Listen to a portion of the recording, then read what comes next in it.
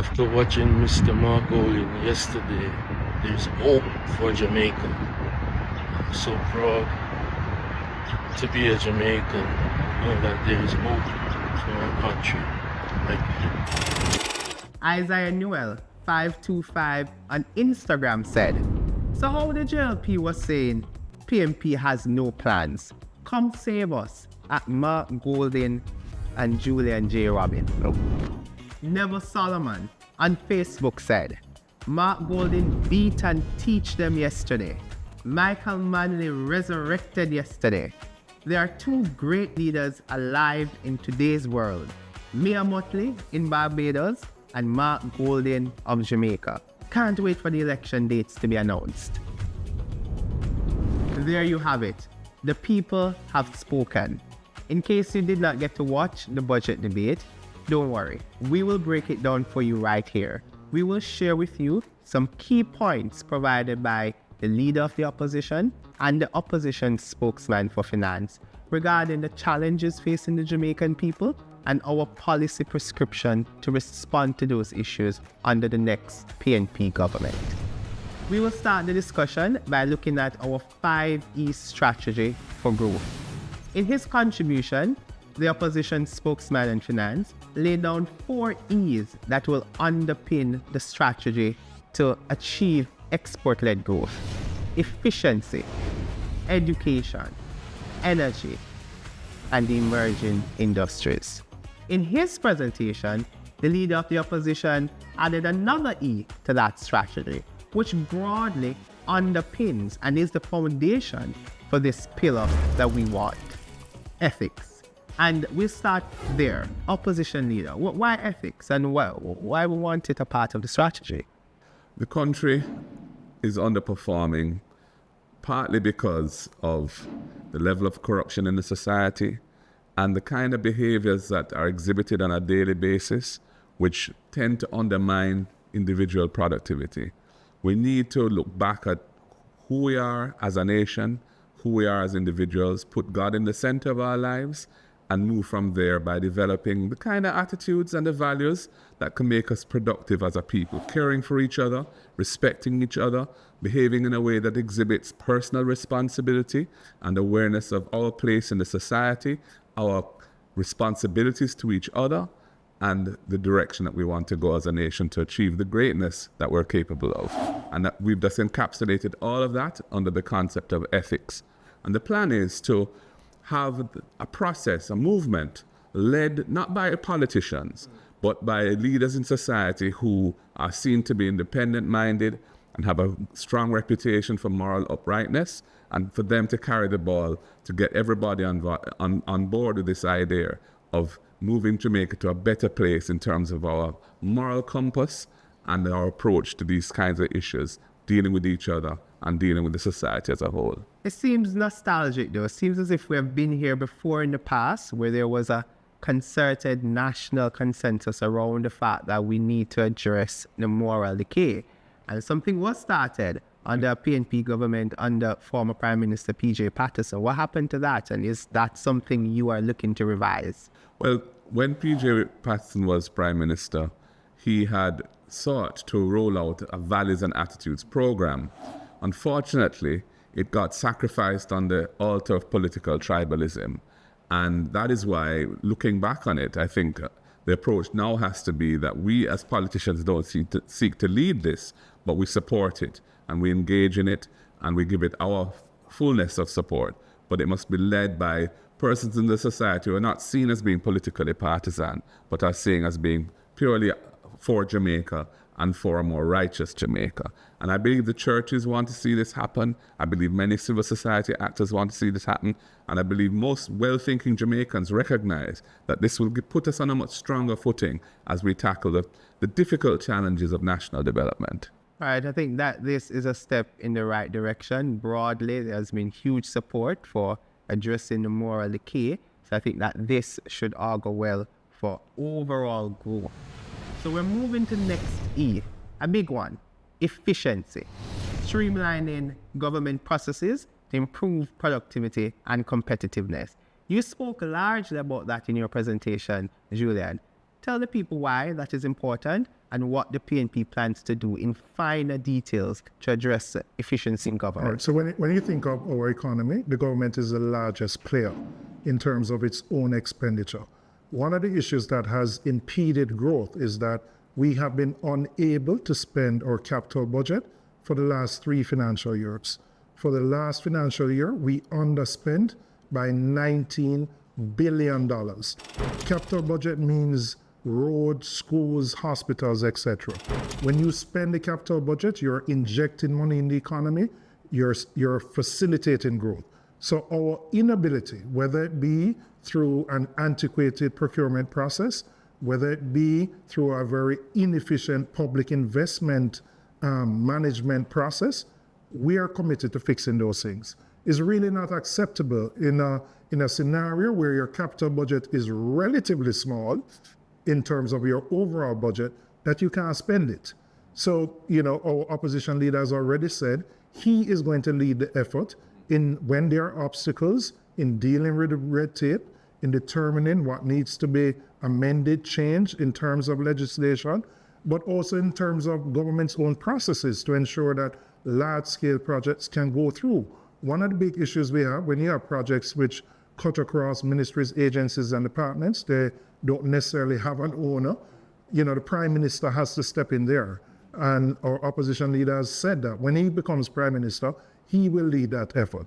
So we're committed to ensuring that government spends the money it does it efficiently and effectively so that we can have that multiplier effect throughout the economy and achieve economic growth. So that's one pillar.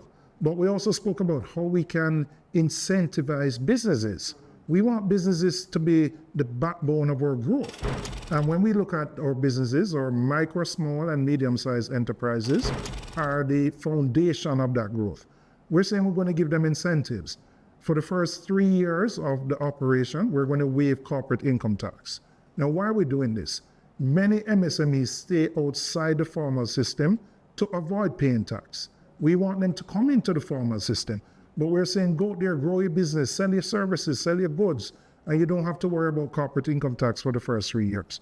We're also saying we're going to ensure that you have good access to DBJ money. There's DBJ money, but the way it is structured, many of them can't access it. Why? Because the fees, the upfront fees that are required, for example, if you take out a $10 million loan, 5% fees, right? $500,000, you may not be in a position to find that money up front. We're saying we're going to put that at the back end of the loan, extend the payment cycle so that you don't have to find the money up front and you can access the money. When I sit in Parliament, it bothers me that there's so many occasions where we have to return money that is allocated to the DBJ because people can't access it. So we want to make government more efficient. We want to provide the support for all micro, small, and medium-sized enterprises that they can grow. They're the engine of growth. I want to know, Comrade Leader, does the PNP have any track record in this regard? What did we do in our last administration, if anything, to enable the ease of doing business and to strengthen our When we were last in government from 2012 to 2016, I was the Minister of Justice and I chaired the legislation committee of the cabinet. And I worked very closely with the different ministers to help them deliver on their legislative agendas, including in the area of improving ease of doing business in the country. One of the things we did, for example, was we put together the current process where if you're going to register as a business, whether as an individual registering a business name or forming a company, you can get all of your necessary statutory filings done in one single process. So the incorporation of the company or the registration of a business name gives you not only the registration or incorporation certificate, but you get your NIS number, your GCT registration. It's like a one-stop shop. One stop. So when the certificate comes back, all of those numbers are on the certificate. And the TCC for the first 6 months of operation. We did that. And in fact, the achievement was significant because Jamaica improved its ranking internationally for ease of doing business and competitiveness as a result of that and other things that we did. I'm just giving you that as one example. So I think that I have a particular skill in this area. And I think a lot of the things that need to be done involve the re-engineering of processes and the changing of archaic rules that were developed sometimes many, many decades ago and are no longer fit for purpose. The JLP approach to this has really been to abandon all of that structured fixing of efficiency, but rather have one or two ministers who will make phone calls to civil servants or other public body managers if there's a problem and try and push it through. But that's not a system that leads to any structural change, and it's not sustainable, and it also is conducive to corruption. So we want to have a structured approach, which I will chair, that will be working closely with the business community, because we see this really as Team Jamaica. It's time for Team Jamaica. We all need to get on board to drive the economy forward, because we have a problem with a stagnant economy despite all of the efforts and sacrifices and the great improvements in the public debt over 2 administrations. We still haven't cracked that nut, which is high levels of inclusive, sustainable economic growth. It's going to require all hands on deck. And I intend to lead the process of driving efficiency across government. Comrade Leader, in the last 9 years of the Wellness administration, the Prime Minister consolidated several agencies within his portfolio. So we have the Ministry of Economic Growth and Job Creation reporting directly to the Prime Minister, several other portfolios based within the office of the Prime Minister. What has been the outcome of this? Has it advanced efficiency in the public service, or has it impeded it? I don't think it has worked. I mean, first of all, most of the major public bodies are all concentrated in one ministry, which he's the minister of. And it is conducive of delay and a bottleneck system. I mean, I've personally experienced this. As an attorney, I was doing a transaction a year or so ago for a client who owned property downtown, and they were selling to another big company that also has operations downtown. There was a particular property which was leased from the UDC and which had operated really as a kind of corporate citizenship hub where they delivered services to the surrounding community, training and so on. The people buying the property wanted to take over the lease. The lease had the standard provision that requires consent of the landlord to assign the lease from the company that was selling to the company that was buying. It has taken over a year to get that consent because they say they have to get the Prime Minister's signature on the consent. How can you run a government where a board of the UDC is unable to make those kind of decisions, and it has to be kicked up to not only the cabinet level, but the Prime Minister just to sign a consent in a very uncontroversial, mundane, everyday type of thing? This is the kind of problem that you have when you concentrate so much power and so much responsibility within one aspect or one silo of government. And it's also conducive to conflicts of interest. For example, NEPA, the NRCA, which is the environmental watchdog agency for government, is cited in the economic growth and job creation industry. And what has that led to? Numerous instances of environmental violations which are not dealt with in a way that brings accountability to those who have done wrong. So we've had so many instances of pollution in the Rio Cobre, and there's really been nothing done, in my opinion, effectively to stop that happening. Another one happened a week or so ago, a big spill, and I've seen a report in the paper today that the Water Commission is going to have to shut down some of the inflow of water from the Rio Cobre because of a high pH level in the water, which I would think may have a strong relationship to that spill. There was a scandalous situation in Fort Rocky where sand dunes were allegedly flattened to create a car park for the entertainment zone without proper environmental stewardship, not to mention other damage that was done to the fauna and flora, the vegetation and so on there. Now, though, that's a very vulnerable area of land. It's because of right by the sea, and it protects the harbor. And by protecting the harbor, it protects the foreshore of downtown Kingston. If you breach that by taking away the natural protections that exist and you don't replace it with anything, you're really leaving the airport exposed, you're leaving the harbor exposed, you're leaving the foreshore of downtown Kingston exposed. So NEPA can't have the sort of fixity of purpose that it needs to have to deliver on its mandate. That seems to be the case because at the end of the day, environmental concerns are always subordinated to other issues of economic, trying to drive a commercial transaction or investment or whatever. But the environment is almost like ethics.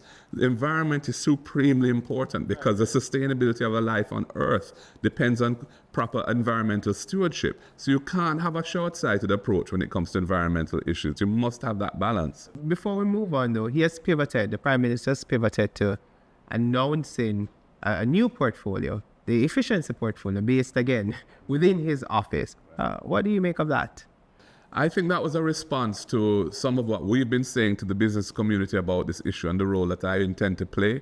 I think some of that got back to him and he thought he needed to respond to it. So he's created this new sub-portfolio within his ministry and he's invited the former ambassador to the US, Audrey Marks, to head that portfolio. And I wish her well with it. It's not just efficiency, I think it's digital transformation and innovation as well. You know, we'll see how effective that is. But to my mind, the whole structure of the ministry is wrong.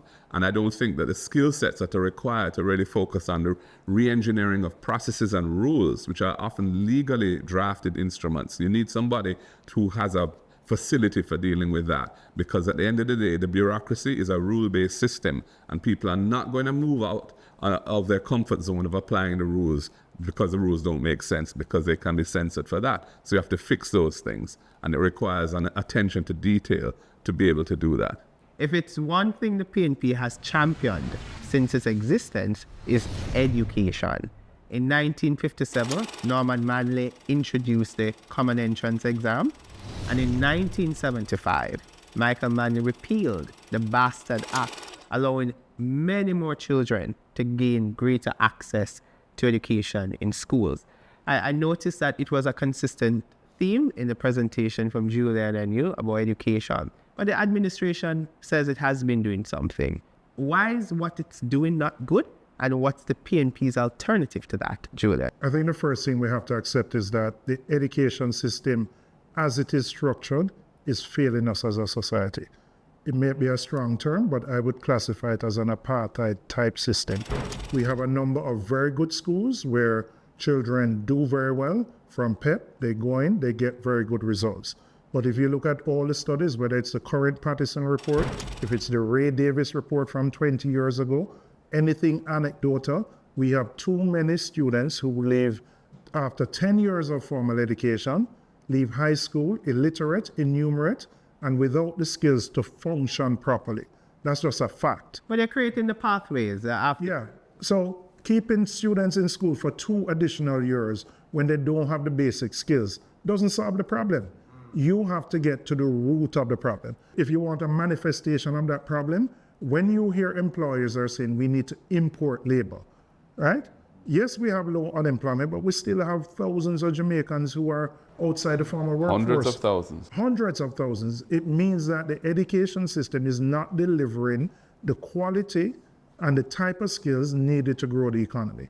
And there are also many other problems that arise, the antisocial behavior and crime. Now, what are we saying? Yes, the government is doing things, but we're saying you can't tinker with this problem. It is a fundamental problem, and to address it fundamentally, you have to tackle it at the early childhood level, which means basic and primary school, where you have to get children to be literate, numerate, and to be able to do some basic maths, right? We are saying put the resources, which are finite, which are limited, ensure that the resources are put there. Yes, there's pathways, there are some grade 7 interventions, but you have to get it right at the beginning. What we're doing is we're doing a lot of remedial work. We're spending a lot in remedial. But if you fix it early, and what we have seen is that there are interventions that can make a difference within 1 year, where you can get children to be able to read and write with the proper interventions after a year. And we are saying we are committed to doing that intervention early in a child's life cycle, so that when they leave primary school, they're literate and numerate, and they don't have to be catching up after that. I don't think we could have a discussion about education and the challenges in the sector without addressing this major concern raised by stakeholders, and it's the continuation, the continued progression of students from year to year without them meeting the necessary and appropriate reading level and arithmetic level. Is that something the PNP would be open to looking at? We certainly are. I mean, as Julian has said, we really need to get early childhood and primary school right. You know, it requires ensuring that the teacher training is appropriately configured for that level, that we have a nutrition program that can support children being adequately fed so that they're coming to school and not hungry. And also we have to ensure that the necessary physical infrastructure to support that is in place in the primary schools and in the basic and early childhood institutions. We're committed to that. We're also looking at, and part of that would be that if children need some more attention, some more time on the foundations before they move up to the next level, they are given that opportunity, you know. So with rushing people through the motion, through this like a the sequence, when they haven't achieved the level that they need to achieve, there's not doing them any good service, because the chickens will come home to roost later, and they'll be struggling later on because they haven't got those basics in place. Right. You mentioned a point in your contribution a while ago about nutrition, eating, and that kind of sustenance needed for learning. And I recall the opposition spokesperson announced the EASE program. What is that program about? What's the difference between it and PATH? So we're saying EASE is ensuring adequate sustenance for excellence. Now, what we're saying is we know there are students on PATH, but every single member of parliament, you don't have to be a member of parliament to know that there are hundreds, thousands more needy Jamaican students and individuals who can't get on PATH for various different reasons. Whether when the assessment is done, they come into a home, they might say a flat screen TV, it might be a normal flush toilet, and they're denied access. We're saying we're going to go beyond the students who are on PATH. If you look at the school system, there are too many students who, in any given day, I go into my constituency on a school day, and I will see students at home, and you ask the parents, why are they not there? Well, I don't have the lunch money to send them to school. We're saying we're going to go beyond PATH. We're going to do an assessment. The school actually knows who the needy students are. And what the schools do now, they supplement the PATH program. They get donations from their PATH students. What's the current allocation for PATH? It's $280 per student per day for lunch, right? $280, which we know is not sufficient, right? And that's only for the students who are on PATH. Those are the ones on PATH. What the schools are doing is stretching that. Whatever allocation they get, they do their own fundraising, and then they stretch it beyond the PATH students to students who they know are needy. But this is where the apartheid system that Julian talked about comes in. There are some schools that have the support systems through their old boy or old girl networks and so on that they can raise funds to do kind of supplementary work. But there are other schools that don't have that tradition, don't have that base, and they're unable to provide that kind of additional support. So the state has to step in, and that's where the EASE program comes into it.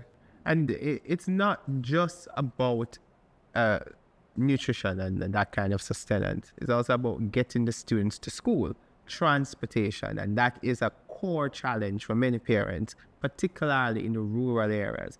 Opposition leader, you announced the program, the RIDE program. Yeah. What is that geared towards? That is geared towards helping those parents and students who struggle to afford the transportation costs of getting to school in rural areas where the state-sponsored transport system doesn't extend, and to give them some additional support through a subsidy. And we have in mind 20,000 students initially, rolling it out to them, and they will get a transportation subsidy. It will be administered through the schools. We'll partner with the public transport operators that provide services to the students in that school, and we'll ramp it up over time as fiscal space allows.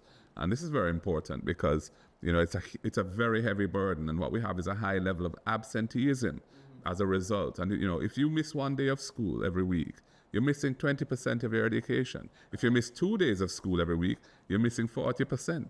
That's a lot. That's, you know, 2/5 out of your education that you never got. We can't grow, we can't develop the country like that. So we need this type of intervention. This is part of EASE as well. Right. And the transportation challenges are compounded by the issues with JUTC.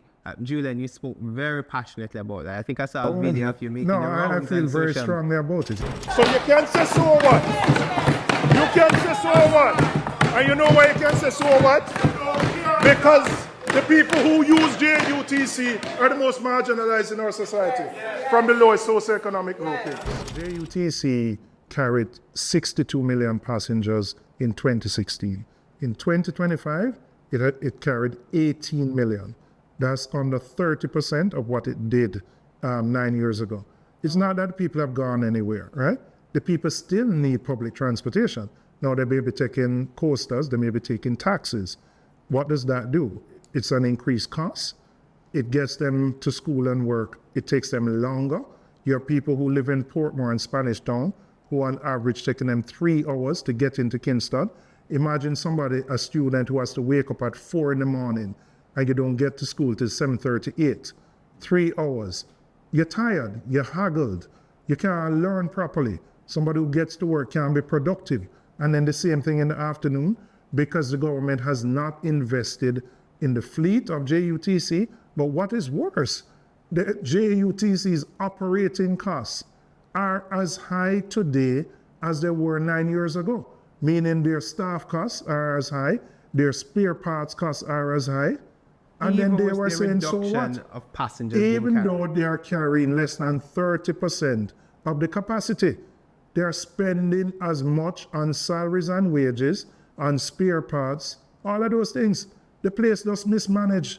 It needs proper So management. the administration is really trying to catch up because They're last trying, year, they got 100 buses, and I think there were 10 press releases, 10 ribbon cuttings Victory for the dancing 100, and cartwheeling. for 100 buses. And I know another 100 coming, and we give thanks. But listen, you have so underinvested that people have to spend more money on transport, and them have to take 2-3 hours in a trip that should take them 1 hour. None can go so. that's a big area, it's a big pain point for many Jamaicans, and one that the next PNP government will have to look at. Yeah. I mean, ultimately, we see the RIDE program as transitioning into a proper rural transportation system, which is going to be a big investment, and the economy has to grow to support that. But in the meantime, we think it is possible to provide support to rural families who are struggling to send their children to school because of the high transportation costs and the cost of the lunch money every day. So between the lunch money program that Julian outlined and the RIDE program that I've outlined, we're trying to tackle some of the real issues to reduce absenteeism, get the children coming to school 5 days a week as much as possible so that we can have better educational outcomes. And, there's another aspect to it as well. The pathways that you mentioned, which were in the last 2 years of school, when the fundamentals aren't there and really it hasn't worked. The design is not right. We want to bring that forward and have essentially vocational training being part of the curriculum from grade 7 onwards, through each high school having a lab dedicated to the type of vocational subjects that by the end of their school career, they'll be operating at level 4 heart, so that they can actually go straight from school into the workplace, certified and skilled as a worker to earn a good living from a better job than something that is an unskilled labor. So this is where the vision we have to really make the school system far more responsive to the needs of the economy and the needs of students to ready themselves for the world of work. All right, so the PNP is really proposing a sort of multifaceted strategy to address the challenges in the education sector. I want to add, just so we don't forget, we're also saying to businesses, if you are investing in upskilling your own staff to make them more productive, to make them more efficient, we would match dollar for dollar what you are spending to upskill your staff. So that provides an incentive, it increases productivity, it improves efficiency, and it will help to grow the economy. And the direct benefit of that is that the jobs know the kind of training that the companies know the kind of training that the employees need. Exactly. Knows. So you're getting hands-on practical training that directly translates to increased productivity on the job. Yeah, because the business community has been calling for the importation of labor from overseas. Obviously, that really should be a last resort. But if we can incentivize firms to expand their own trading, so that they are better able to fund what they need to do to have the workforce that they need, Those training exercises that they develop will be very much tailored to the needs of their own business and the kind of investments that they want to make in their business to grow them. So it will be training which is really much more targeted to a practical application, which is really what training needs to be. Exactly. Far more targeted and focused on what the actual job is. But the PNP has made a bold commitment, 1 degree per household. What's the pretext for that, and well, why? It's based on our social philosophy as a movement, that education is the greatest antidote to intergenerational poverty, and that we're coming out of a history in Jamaica which was very unequal. There was a lot of oppression, a lot of holding back of the masses of the people, and so on. And so we want to ensure that we put in place something that will allow those students who may come from a family that they've never had a history in the family of tertiary education, that we facilitate at least the first one to do it, so that they will then be able to bring others along when they've graduated and they're in the job market and so on, so that each family will kind of be empowered to step up to the next level. And this will be a way of avoiding the transfer of poverty from one generation to the next. It will be revolutionary, actually. It will. An empowerment tool for households and all families in Jamaica. But accessing, as you talk about with tertiary education, accessing financing for tertiary education is a major challenge for students who exit post-secondary education. SLB is a chief sponsor for tertiary financing in Jamaica for students who want loans to access that kind of education. You spoke to some reforms that will be implemented on the next PNP government. I wanted to break it down particularly for that demographic that would be interested. So what we're saying, there are two main things we're saying. One, we're going to extend the moratorium after you graduate by 6 months before you start to repay. And the reason we're doing that, many people, it takes time after you graduate to find a job, to settle in. You have other expenses. You might have to rent somewhere, deal with transportation because you may not be on campus, etc. So we're saying we're going to give you an additional 6 months. So currently it's at 14, so PNP will bring it to 20. 20 months, right. Correct. Secondly, and more importantly, we recognize that there's significant levels of what is classified as underemployment, where people are working in jobs not necessarily commensurate with their qualifications or their degree, but they have to do it because those are the available jobs. They're not earning at the level that they can pay the amount required by the Student Loan Bureau. Right? So let's say a simple example, they should be paying $30,000 a month, but the job only allows them to pay $20,000. They're considered in default and delinquent. When you're considered delinquent, your credit score is affected. That impacts your ability to acquire other assets.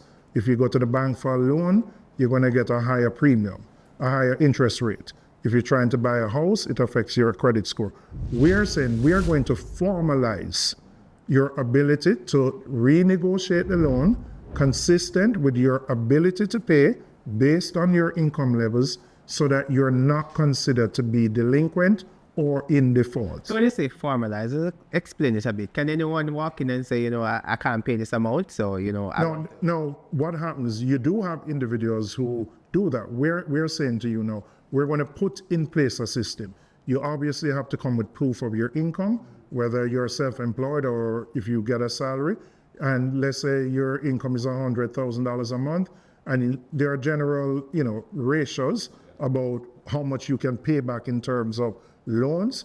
And if you can only pay $20,000, for example, we will allow you to pay the $20,000, but you would not be considered in default. Right. So it doesn't affect your credit score. And to the extent that that defers a portion of the payment that you would have been expected to make if you were earning more, that portion gets deferred and put at the back end of the loan without any penalties or arrears interest on it. So you're not in default. And essentially, we're capping your loan payment at an affordable portion of your actual income. It's for you to establish what your actual income is to the SLB. But once that is established, the loan payments will be capped at an affordable percentage of that. A good point is that there will be no penalty incurred. I think I've been just doing a cursory check on social media, and many of the concerns were, would there be penalty No. imposed? No, That's and that's very why we good. say we're changing it would be a new system, so you don't incur the penalty, and you will not be classified in that delinquent or default category. So that would also necessitate an adjustment in the amount you repay if salaries are upwardly Yes, revised. as your standard of living improves, You can and you get change. promoted, and then the amount that you would pay, the cap would necessarily increase with that. So you'd be able to afford more. So you would I was pay very more. deliberate with that because I was on an interview and they asked me about that. So I said, let me give you the opportunity to respond. But in your presentation, Comrade Leader, you said that during periods of unemployment, you would pause. Students would be allowed or borrowers There would be a allowed to suspension pause. of your loan obligation. The payment obligation would be suspended without that being treated as a default. So your credit score wouldn't be impacted.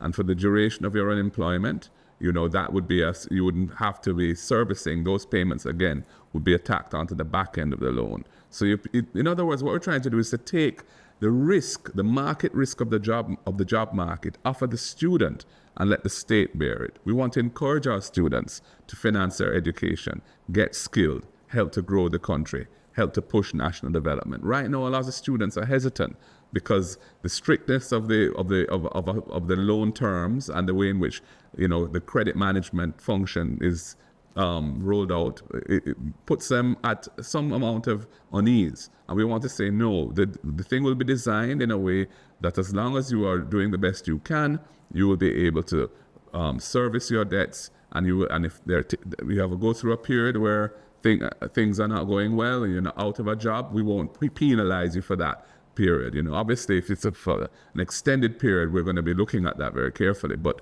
for reasonable periods of time, you will not be penalized. Those payments will be tacked on at the end, and you will not be considered to be in default. I think it's a real solution that's responsive and demonstrates an acute awareness of what the real issues are. Because most times, persons having exited tertiary education don't always end up in the job that they are qualified for, or that pays them commensurate to their qualification. So you are exhibiting an acknowledgement of that status quo. That's very good. Opposition leader, I want to ask you a question. Over the past decades, all PNP prime ministers have ensured that they have built either primary schools, secondary schools, or universities. Do you know how many schools this administration, Prime Minister Andrew Wallace, former education minister, has built? Well, in nearly a decade, I don't think he's built one. Right, they have not built a single school in their almost a decade tenure in office. That's an important point to note. And education is the core of what we need to focus on to drive the economy forward. We were talking about some packages announced in your presentation that would incentivize our talented teachers to be attracted to the system and to be retained in the system. I wanted to talk us. We have a number of ideas there because we recognize that there's a problem of the teachers, especially the classroom teachers who came out of the salary restructuring program and didn't really feel that they got a fair deal. So we need to devise things that will help them to feel valued and that will provide them with a basis and a reason to stay. So for example, what we're looking at is we will provide reductions in their if they have student loans, reductions in their student loan debt on an annual basis as they work in the system, so that the longer they stay in the system, the lower their debt will be reduced, separate and apart from the payments that we're making. It's like a bonus for having stayed and continued in the system as a teacher. Similarly, we want to increase the level of their motor vehicle concession so that they can, the longer they stay, the more valuable their concession becomes in terms of the value that they'd be allowed to import under the concession. We want to remove all taxes from tablets and laptops for education, essentially, for students and for teachers in the system. And we want to negotiate a package with an internet provider for our teachers so that our teachers can have free broadband internet access, which we regard really in the 21st century as a tool of trade in education. They must have access to the internet because so many lessons are now most effectively delivered, through the internet system. So we want to negotiate a package deal with the internet provider where the state would absorb that cost. And of course, because we're talking about a lot of teachers, the unit cost per teacher will be less. And so, we want to provide that as a benefit to the teachers as well. Right. One of the initiatives that you announced in your presentation that has received huge traction from teachers, the NHT financed schemes. In fact, I have a comment from someone on social media, Dr. O'Neill Hall. Teachers, police, nurses, and public sector workers should note for the last 4 budgets, Holness raised the NHT limit, yet we still can't benefit. The higher the limit, the higher housing prices go. Mark's policies tackles this by securing units for teachers and deposit assistance. I think he was referring to the Prime Minister's announcement that he will be lifting the limit that one can borrow from the NHT to finance their housing. By $1 million. Right. Contrast that to the PNP's proposal. Why is ours superior? Well, we have a multidimensional set of proposals for housing in the country, really to transform the housing market and the supply of houses. There's a great shortage of affordable houses being built in the country, because although there's been a lot of real estate construction, it has really been more at the high end of the market, and that's out of the reach of typically public servants and other persons who are not, earning big money. So we want to tackle that, and we want to ensure that affordable housing solutions are provided to our people. So one of the things that we're doing for the public sector workers, including our teachers and nurses, our police and so on, we're reinstating the interest rate reduction. They get a discount. They used to get a discounted rate at NHT, and that was taken away by this government. We're going to reintroduce that. So they will get a break on the interest payments that they have to make on their NHT loans. We also want to have a situation where they are allocated allocated homes in NHT finance schemes on a preferred basis so that, they can get in the door, so to speak.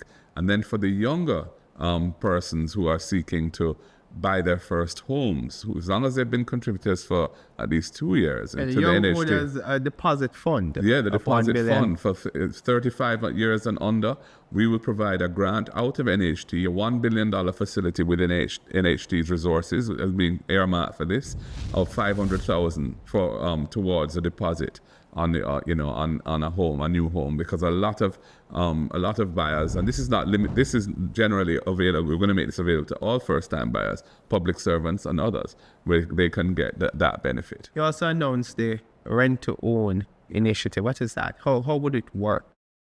Well, the rent-to-own is very important, but there are a couple of things that I wanted to also mention as well in relation to this public sector workers. Right now, the debt service coverage ratio that the NHT works with, is based on a rule of thumb that says that you can only, your gross monthly payment, your gross salary must be at least a certain multiple of your loan payment, and that caps how much you can borrow.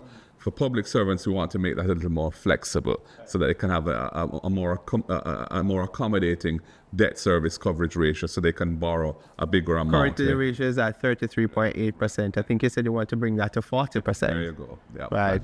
The rent-to-own initiative, it's one that people have been asking about. This is a very innovative and important thing. So there are basically 2 categories of persons we have in mind.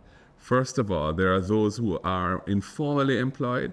They may be doing their own little business, their own little hustling, or whatever it may be. They may be working for somebody, but that the workplace that they're operating at is not a formal business, and they don't have a pay slip. So they can't go into the NHT and establish that they have a certain earning stream because they don't have any documentation to prove it. What we have said is that we would accommodate them by giving them access on a rent basis initially, and for a period of time, and we don't anticipate it would have to be very long. Once they can establish, and the rent payments would be equal to their mortgage payments, once they can establish that they can meet those monthly payments on a timely basis, we would treat them as having been qualified, notwithstanding the fact that they can't produce a pay slip. Then there's another category of person who's paying rent already and wants to buy a home but simply can't afford to do so. You know, their earnings are not sufficient for them to do so. And so what we want to do with them as well is to say you can rent an NHT finance unit, and over a period of time, a portion of that will go towards your deposit. And then once the deposit portion has been accumulated to meet the deposit that you have to have, you can just flip into a mortgage and become a normal buyer at that stage. So you'd rent, a portion of your rental payments would go towards your deposit obligation, and then once you've met that, then you become the mortgage loan is disbursed and you become an owner and become a normal NHT borrower at that point. Right, so you're providing, someone who would rent the opportunity to ultimately own the home. Yes. And that is because that person can't save. Given their circumstances, they don't have the disposable income to save towards a deposit. So they're just getting by paying rent and food and utility bills, etc. And we're saying if you become an NHT purchaser on the renter-own scheme, a portion of your rental payments would be credited towards a deposit account, and once that account reaches the level of deposit to buy, boom, you become a borrower, loan disbursed, and you become an owner of the house, and you pay a mortgage going forward. Right. I mean, there's one other important thing which I didn't mention, which I should have, and this is perhaps the most important point of all, which is this: for the last 12 years, the central government has been extracting resources every year to fund the budget, taking money out of the NHT to do so, $11.4 billion a year.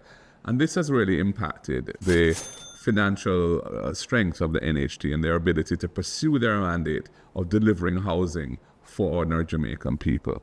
We intend to recapitalize the NHT with public lands that we're identifying for this purpose, and then we will be financing. Our target is 50,000 affordable house units, and when we will not be including the land cost in the price of the unit.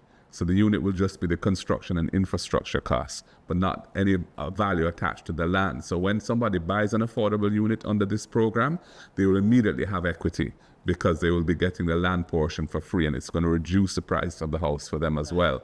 So whereas the Prime Minister is talking about affordable housing being 14 million, we intend to make affordable housing considerably less than that. Right, because the central government would absorb the cost of the land. The value of the land. We're saying the value of the land, we're not going to sell out these purchases of land. The land will be, because the money was taken out of NHT to fund the budget anyway, we're putting the land back in to restore the capital that was taken from NHT that really should have been used for contributors, and we're going to make that land available without charge in the price of the units for the affordable band of housing. Before we leave the topic of housing, I just want to acknowledge at Sweet Bliss, who had posted a video, that saying that having listened to the policy ideas of the People's National Party, she'll be inclined to vote because she can see a way forward, out of the morass of the difficulties of acquiring a home in Jamaica that so many young people suffer under.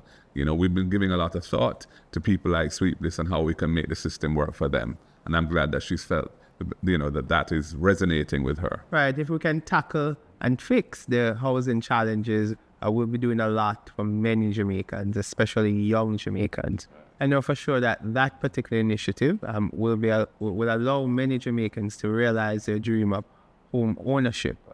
Right. But when you own your home, you have light bill to pay. So we're moving into the next topic, the next E, energy, how we get sustainable energy for growth. Julian, you spoke hugely on this in your presentation. At the foundation of growing the economy, you have to reduce the cost of energy. Jamaica has probably in the region at the highest rate that we pay for electricity. It both affects individuals. If you ask any individual, what's the highest bill? Is your light bill, right? If you ask businesses simply can't compete because they're paying so much for energy. Now, government has a role, and the role government has is to bring down the cost of energy. And what we have seen since this administration took over 9 years is probably just failure in this regard. The level of renewables that should be added to the grid, they have only, after 8 years, come out with a request for proposal. They have just selected the providers. It will probably take another year or two for those persons to build out, whether it be solar, wind, etc., to add to the grid. And how quickly did the PNP add the renewable energy when we were last in office? When we came in 2012, we issued and completed the RFP process by 2013, which led to the build out in 2016. All right? And as I said, it's taken them 8 years. It's really a cost of corruption because that ministry has seen 4 ministers. There was nepotism, cronyism, and corruption there. It decimated the technical expertise in the ministry and has affected the ability of the government to deliver on the mandate of adding renewables and bringing down the cost of energy. Since the addition that the last PNP administration made in 2016, we have not seen any further addition. Not at the level of wide scale, Wide scale, right. sells, these are independent producers who sell back to JPS. No. I mean, individuals would put in their own solar systems. Yeah, there've been a number of projects. First of all, Wigton was before that, which is the wind was a PNP inspired thing and provides wind generated energy. But in the last PNP government, which Julian was involved, so was I, several requests for proposals were put out, and that all of the major solar, in particular, projects that have come on stream were initiated because of the policies that we put in place, and including a new Electricity Act and a new entity for generation procurement, which is established under that act. We put the framework in place and we brought the investors as well. Since this government came in office for 9 years, they did nothing until last year where they submitted a request for proposals for 100 megawatts. And they've got some responses. I believe there are 2 investors. But for the record over the period is very, very poor when you consider how fundamental energy is to the overall economy, because everything in the economy runs on electricity and energy. So you have to have a very robust, a very effective energy policy and a mandate to execute on that policy in order for the economy to grow. And the poor growth results that we've seen with this government, including negative growth in 2024, is partly as a result of the very weak performance in the area of energy. That's right. And the minister, in her presentation, announced the electricity theft program to regularize that sort of arrangement. You had done something in your time when you were in the Ministry of Energy and the last PNP administration. We started a pilot project in 2014, recognizing that this is a problem. Now, people might say, why you care about people who thief electricity? Well, the reality is that the people who pay an additional 20% to cover those losses, right? So you have to address it. Now, there are many reasons why people end up as in this position.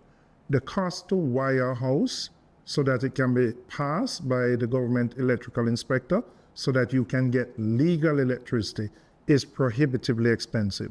You're talking about close to $100,000 for somebody who has a small 1 or 2 bedroom house, right? Now, what we did in the pilot project, we looked at 7 communities, and it was a partnership with JSIF, JPS, USAID as well. We covered the cost of wiring the house, and at that time, in 2014, it was about $50,000. Now it's closer to 100, even more. We got installation of a meter, in many cases prepaid meters, and then they got prepaid cards. They could buy prepaid cards, similar to the way you put credit on your phone. That took place in 2014. Now, for various reasons, that kind of drive was not continued. So when the minister came and made this big announcement, of course we welcome it. But the question is, why didn't we continue in an earnest way with what we started in 2014? And why it took so long? Because we would have, I wouldn't say cracked the problem totally, but significantly reduce those losses. Now we're saying we're going to go beyond that. We're going to put in mini grids where you have solar installed in communities so that communities can depend on the solar. There is electricity poverty in Jamaica. We just have to call it what it is, right? And to have a sustainable program, you have to have a cheaper source of electricity. So we're going beyond even what the government is saying, and we're proposing different solutions. And you find that a lot of the theft takes place in densely populated inner city type communities. And you can put in mini grids in there so that they don't have to depend on the JPS system to do what to consume in their house. But we demonstrated a commitment to tackling the problem back in 2014. We're disappointed that it's taken so long for something new to come on stream, but we're going beyond what the government is saying.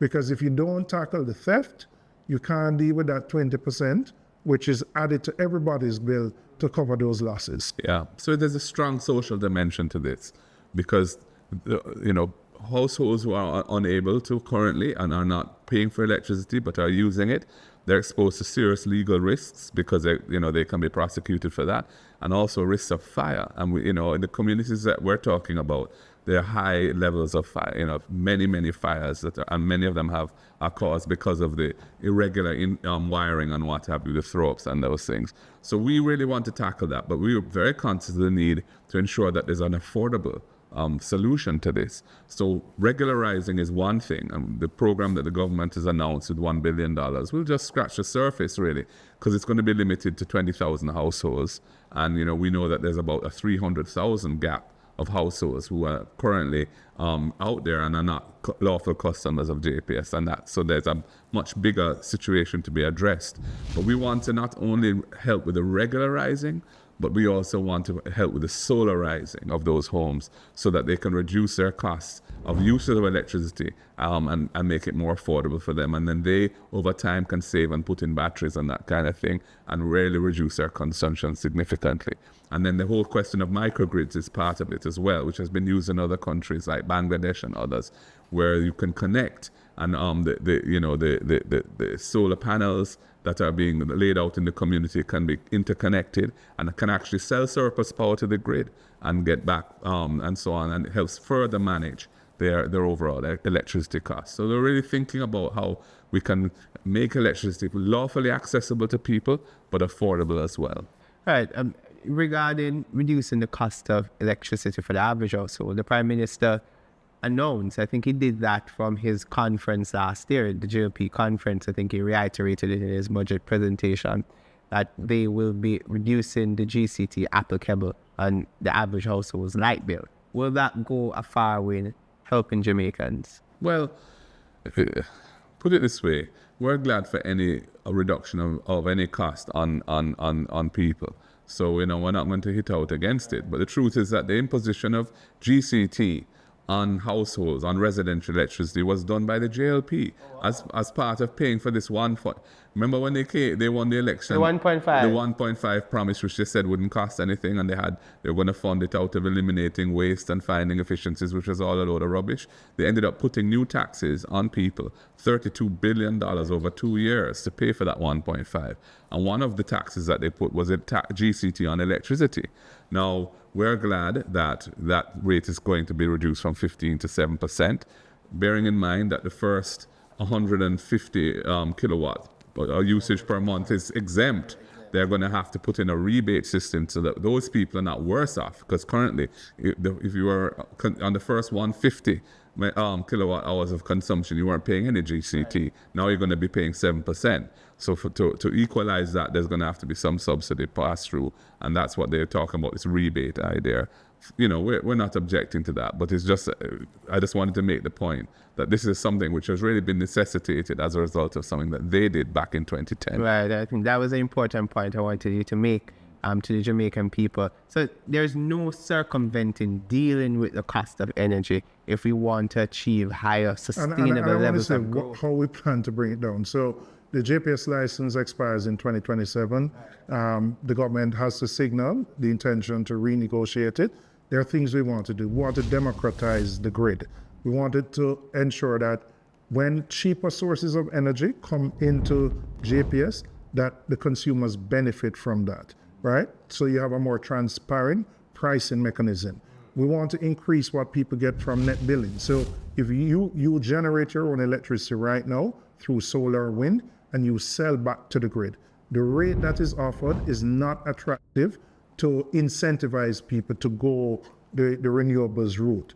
We also want to introduce power wheeling. That was on the cards when we left in 2016. If you're a business with multiple locations, you can generate in one and provide to another location. So there are plans that are in place that have not been implemented by this administration, which will bring down the cost of energy. For special economic zones, which are critical to driving economic growth, we want to put in place a system where they can generate and provide electricity within that zone.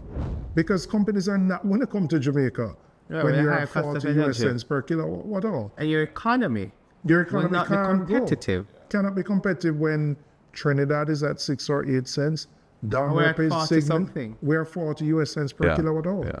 I mean, we were the ones who introduced the special economic zones as a mechanism to encourage investment and global competitiveness. But the poor energy policy of this government means that the level of investment that we should have seen in special economic zones hasn't been where we would have liked, because it's simply not practical for many businesses to come and invest there and pay those high electricity rates.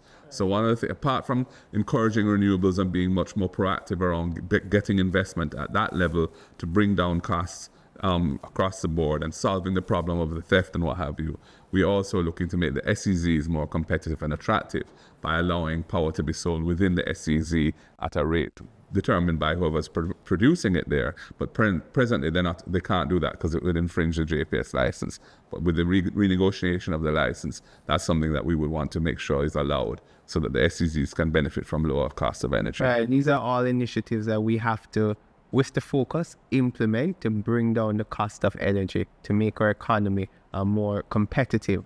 We're moving into, gentlemen, our final E, the final pillar of our growth strategy. That's geared towards achieving export-led growth, innovation-led growth. And that's the emerging economies, the culture and the creative industries. I'll start with you, Julian. You made a commitment for a $1 billion fund in your presentation. You have received some criticism for it. I think people have misconstrued it to think that... I think deliberately so. Deliberately so, for it. Yeah, that you're going to take taxpayers' money to give TikTokers, etc. But I want you to explain the significance of the cultural and creative economies and untapped potential for economic growth, and why we need to build this out. If you think of who would be considered the new national heroes in Jamaica, our leaders already said, we'd recognize Bob Marley. I wanna love you. And Miss Lou. Rain or fall, but dirty tough. Right? Usain Bolt would probably be another candidate. Usain Bolt storming through, he takes it again. If you think of the heroes, the people who Jamaicans, not just in Jamaica, but across the world, look up to. If you travel as a Jamaican, the names that you hear, they all come from the cultural and creative industries, including sport. And that has been that has allowed Jamaica to punch way above its weight. But it's a very undefined, very informal type sector. What we are saying is we are going to put a $1 billion fund. It will support artists, musicians, painters, potters, the full array, singers, the full array of persons who operate within this industry. They're very talented, but they're not necessarily the best business persons. So we're going to provide the support. They can help them to build out their business plans, because many of them are earning a lot of foreign exchange, not necessarily on the radar, right? And so the fund goes beyond. We know something was done for film, but we're going beyond that. And we're being more broader to include all the categories. There are about 29 subcategories under cultural and creative industries. And we believe there's tremendous potential for culinary growth. arts, There's so many Jamaican sectors. food, drama. Yeah. And we haven't heard anything of that film fund since an announcement. I mean, what I've heard is there hasn't been any dispersals. It seems to be a lot of internal bureaucracy, but I don't think there's been a dollar disbursed as yet, even though I know there have been a lot of applications to the fund for various reasons. So we recognize this as an area for growth, an area for driving export-led growth, an area that Jamaicans naturally have the creativity, the innovation, and the talent, and we're going to put the resources behind it to support its growth. Yeah, it's like a niche market for us where we have that degree of competitiveness relative to other global economies. You made a commitment to create 24-hour entertainment zones in your presentation. Why are we doing that? Well, because we need places where entertainment can take place, and in hours where, you know, if it was in a community, it might disturb people, and that would be a problem. So we need to find locations, and you know, this was something that we developed when we were last in. We developed a policy around it. Senator Damian Crawford was then a junior minister in the entertainment ministry, and he came up with the entertainment zone concept and so on. And just very recently, we've seen the governments, after 9 years, finally starting to do something in this direction. We want to ensure that there are places where people can go and enjoy entertainment without disturbing others, and where promoters can make some money so that the industry can grow. You know, the critical thing I think that needs to be said about the cultural and creative industries is that it is so grassroots, it's so wide and broad. You know, it's talented young people. So you all across Jamaica in different genres. So, you know, whereas getting behind business and so on ensures that the economy can be driven at the upper levels, we want to also make sure that the creatives have the support so that they can generate their own livelihoods and the profits that they will make, which will then strengthen the economy and strengthen Jamaica's brand. Because we don't want Jamaica's amazing brand to be devalued. We want Jamaica's amazing brand to continue to be reinforced and refreshed, so that we can, going into the future, continue to play the role that we currently play as a country, leading the culture and the what's cool around the world. We're very, very involved in all of that, and we need to maintain that. So we must support the creative industries. We have a natural affinity for it. We're good at it. People rate us all over the world for it, and we need to make sure that we support it.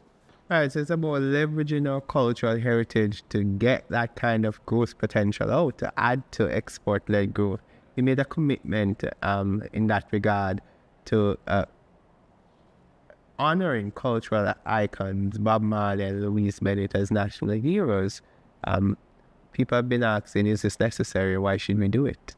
I think it's very important. I think that they deserve it. I mean, I don't think there's any Jamaican who has done more to put our country on the map in a positive way than Bob Marley. I mean, his music has lived on. He died, 40 odd years ago, and his music continues to inspire everyone across the world. You know, there was just the other day in Toronto, there was a mass in some very established church, which was all put to the theme by his music. I've seen choirs of children drawn from all over the world singing his music. People find that music inspiring. Liberation movements have relied on it for moral rearmament, for moral support, because of the message in his music. I think it's only appropriate that we recognize him as a hero. He's a hero to the world, and he must be a hero to Jamaica. And then Louise Bennett, she's the one who really made our language, our indigenous language, the language that we have developed as a people, which was very much looked down on because of the elitism in the country and the class structure that we had coming out of colonialism. And she showed it for the vibrant language that it is. And it's a very critical part of our culture, is our language. And it's being increasingly recognized internationally. People want to understand it, they want to learn it. And she was a tremendous purveyor, not only of the language, but of the expressions of language, poetry and music. So Miss Blue, and also, we only have one female heroine, who's Nanny of the Maroons, and we think there needs to be more gender balance there as well, so that our ladies, our young girls can see heroines who they can emulate as well, not just men. So yes, Miss Lou and Bob Marley are deserving of it. All right. So we have discussed all the 5 E's, the 5 pillars of our growth strategy. And this is geared towards what we call export-led growth. And Julian, you touched a lot on that, saying we can't really be wealthy as a nation if we sell to 3 million people. Because we only have 3 million people. And the reality is that we have to earn foreign exchange. We import so many things into the country. It's a drain on our resources. Things that, frankly, we can produce for ourselves and not just consume. Importantly, for food security, we need to produce more of the things and support our farmers. But there's a Jamaican diaspora abroad. But even beyond that, we're now seeing products getting into the mainstream, whether it's in the US or in the UK, because they are products. Somebody told me 2 days ago, and I found this hard to believe, that a bottle of pickle pepper sauce was selling for $76 US. 76, all right? and the challenges in finding the raw material, etc. So there are niches, there are products and services that we can be competitive in globally. We have to provide the support for our local farmers, our agro producers, in spices as well. You know, there are some things that the world wants that we have, but our entrepreneurs need that push. And we are here as a government coming in to provide that support. We earn the foreign exchange, it comes back into the economy, it grows our economy. That's what we're about. And we're looking at exports broadly, eh? I mean, in other words, I'm seeing it as something that is basically essentially making us resilient, more self-sufficient in foreign exchange. That's really what it's about. And, you know, our energy policy, which is designed to reduce our dependence on hydrocarbons and, you know, oil and gas and move to renewables, is all about building that kind of resilience, shoring up our balance of payments so we don't have to use foreign exchange for things that we can avoid because we don't have to rely on remittances given the precarious nature of that right now. I think you want to touch on that briefly. Yeah, well, I mean, that's true. I mean, and I made that point in my budget presentation. You know, we are very dependent on remittances. We are grateful to the Jamaican diaspora for the support that they give our society, our economy, and so on. But the geopolitics of the world that's becoming more manifest now shows that it's not something you can just take for granted that you'll always have access to that.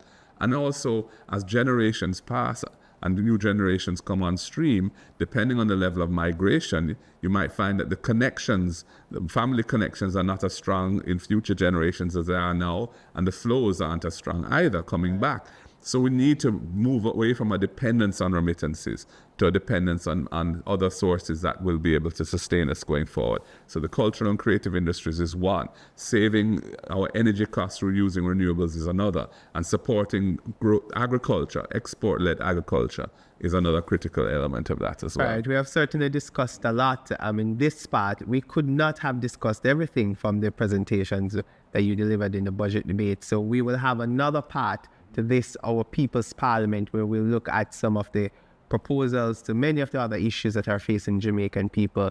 You spoke about agriculture. In the next segment, you'll have an opportunity. I saw the minister responding to you. And then you saw the farmers in his own constituency who responded to him, who said that, listen, you know, pretty talk is talk. Right. They're not experiencing any of the things he's talking about, you know. And the reality is that, you know, that we get a lot from this government. They say they're doing things, but it does not translate on the ground in terms of impacting the quality of life of the Jamaican people. Right, so the farmers underscore the point that there's a big dichotomy between talk and action. We're going to get more into the agricultural policies and the next PNP government. We're going to talk more about crime and security, healthcare, a new deal for public sector workers, how we're going to approach addressing some of the challenges that they face.